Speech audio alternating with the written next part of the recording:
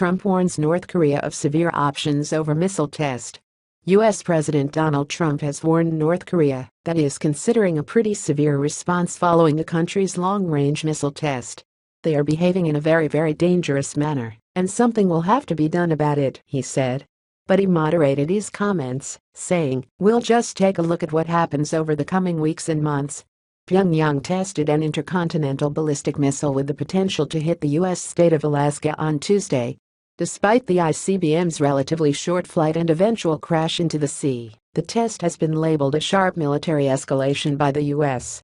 "I have pretty severe things that we're thinking about," Mr. Trump said of a possible U.S. response. "That doesn't mean that we'll do them." He said other nations should challenge Pyongyang's very bad behavior. Mr. Trump was speaking in Warsaw, Poland, at a joint news conference with the Polish President Andrzej Duda. He is due to meet with other world leaders at the G20 summit in Germany on Friday.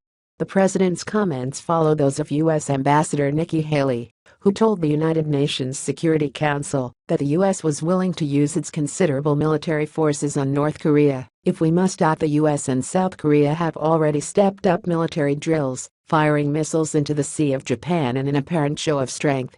Pyongyang, however, said it would not negotiate over its missile program unless the U.S. ended its hostile policy against North Korea. Tuesday's ICBM launch was in defiance of a ban by the UN Security Council, but China and Russia, which are both veto-wielding members of the council, opposed the use of military force. President Trump had already criticized China for its trade with North Korea and is due to meet Chinese President Xi Jinping at the G20 summit this week. Is the international community united on the issue?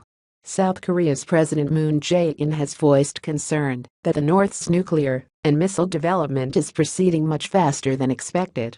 Speaking in Berlin on Wednesday, where he met German leader Angela Merkel, he said they would examine possibilities of ramping up sanctions. At the UN Security Council meeting in New York, France's ambassador said it also favored a new resolution on North Korea to tighten sanctions. Russia, which condemned the test, said the possibility of using military measures should be excluded.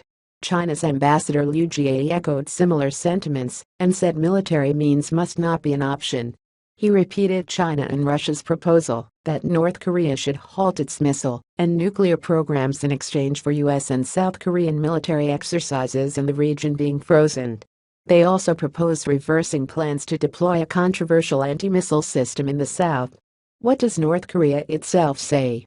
The U.S. strategy of strength combined with pressure and engagement will never work, state news agency KCNA said.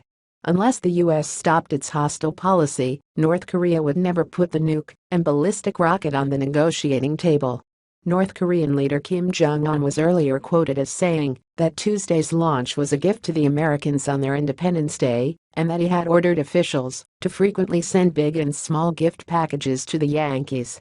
Pyongyang said that Hwasong-14 ICBM had reached an altitude of 2,802 kilometers, 1,731 miles, and flown 933 kilometers for 39 minutes before hitting a target in the sea.